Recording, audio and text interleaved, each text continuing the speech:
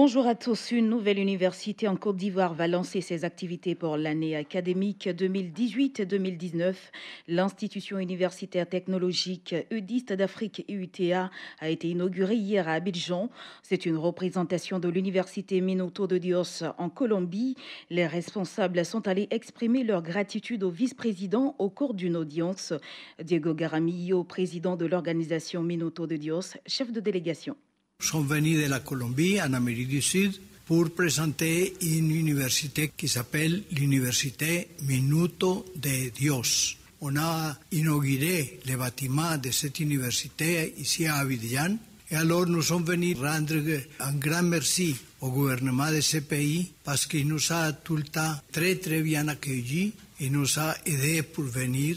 Il nous a donné beaucoup de possibilités de commencer notre travail ici. En Colombie, nous travaillons surtout dans le domaine social. J'espère qu'ici aussi, on va prêter aux gens pauvres ou de classe moyenne du pays un service d'éducation supérieure. On veut donner un service de qualité aux étudiants du pays.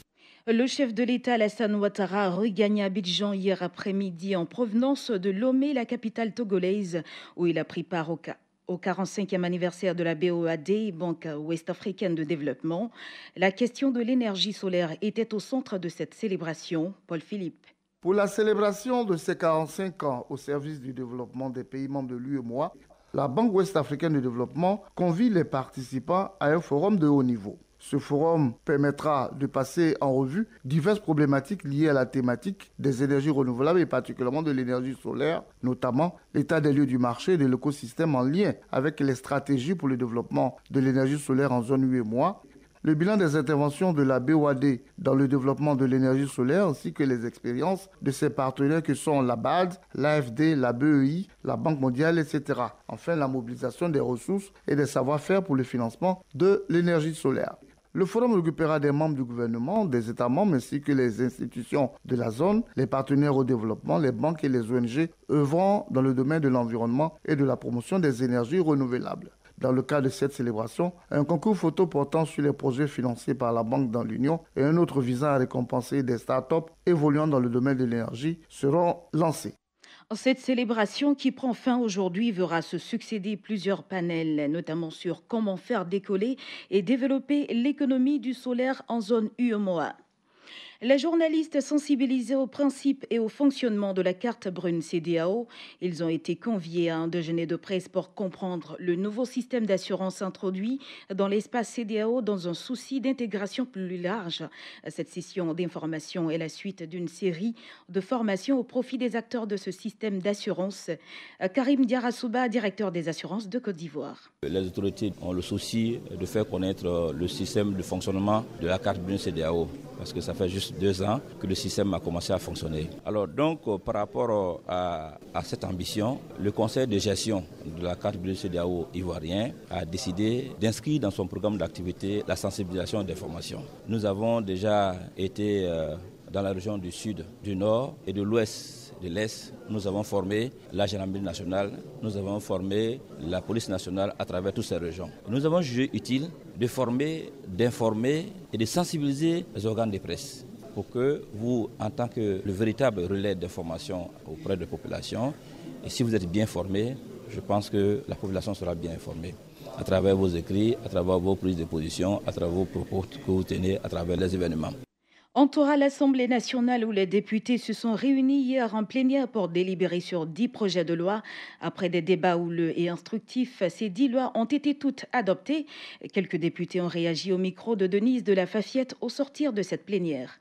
Touré Sekou, député Man Commune 1. Nous nous félicitons donc de ce que ces projets de loi aient pu être adoptés parce que véritablement, elle vient mettre à jour l'État de Côte d'Ivoire vis-à-vis des institutions internationales. Il y avait des insuffisances qui sont corrigées par ces propositions de loi.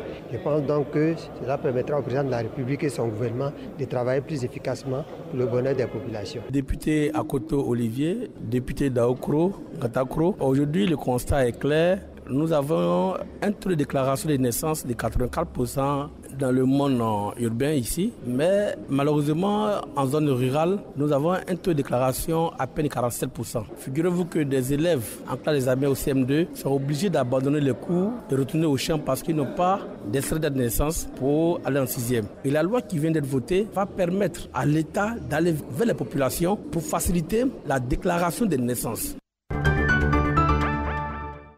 En monde de santé, la Côte d'Ivoire, à l'instar des autres pays du monde, a célébré hier, 14 novembre, la journée mondiale de lutte contre le diabète sur le thème famille et diabète.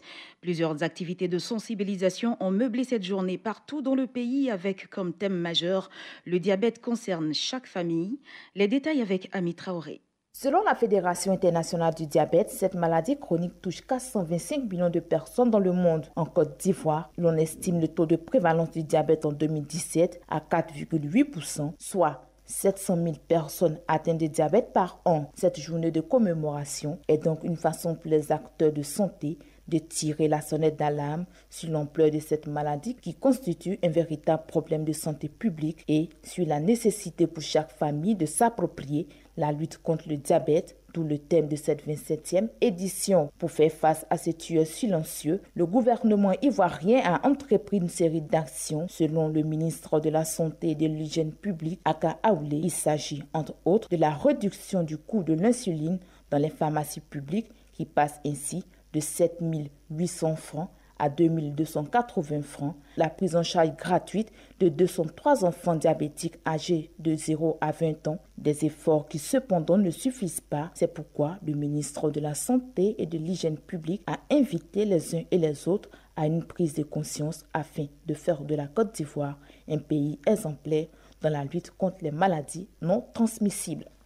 En direction l'ouest du pays, plus précisément à Mans, où les établissements d'enseignement secondaire sont fermés depuis mardi. À l'origine, un professeur qui a été agressé par un élève au lycée moderne 1. Plus d'informations suite à cette situation avec notre correspondant permanent dans la cité des 18 montagnes, Gervais Kouassi. Dro Alexis est professeur de français au lycée moderne 1 de Mans.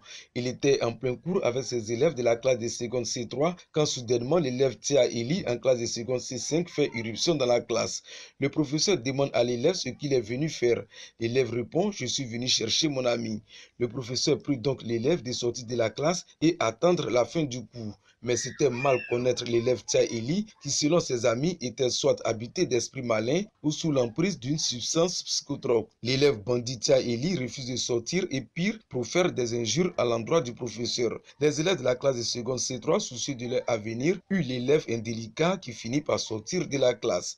À la fin du cours, le professeur Dro Alexis, qui croyait cette affaire terminée, se précipite vers sa moto pour aller vaquer à d'autres occupations hors du lycée. C'est en ce moment que surgit l'élève Tia Eli qui lui assène des coups de pied et des uppercuts dignes d'un boxeur et d'un karatéka professionnel. Suite à cette agression du professeur, les enseignants ont donc décidé de reprendre les cours qu'après la radiation de l'élève délinquant et l'ont fait savoir aux autorités préfectorales. Gervais Kouassi, Mans, Radio Côte d'Ivoire. Hors de nos frontières, le Maroc accueille ce jeudi le président français Emmanuel Macron pour l'inauguration du TGV marocain en présence du roi Mohamed VI. C'est le premier train à grande vitesse d'Afrique, un chantier qui a duré 8 ans. Ce train va relier la capitale économique Casablanca à Tanger, le deuxième pôle économique du royaume. Et puis les chefs d'État africains vont se réunir en fin de cette semaine à Addis Abeba pour un sommet extraordinaire de l'Union africaine. Les échanges vont porter sur un projet de réforme institutionnelle de l'organisation dirigée depuis 2 ans par le président rwandais Paul Kagame. Objectif, rendre efficace l'Union africaine. Une rencontre qui intervient 2 mois avant la succession à la tête de l'organisation du président Paul Kagame par son homologue égyptien Abdel Fattah al-Sisi. Point final à ce bulletin d'information. Merci à vous de l'avoir suivi.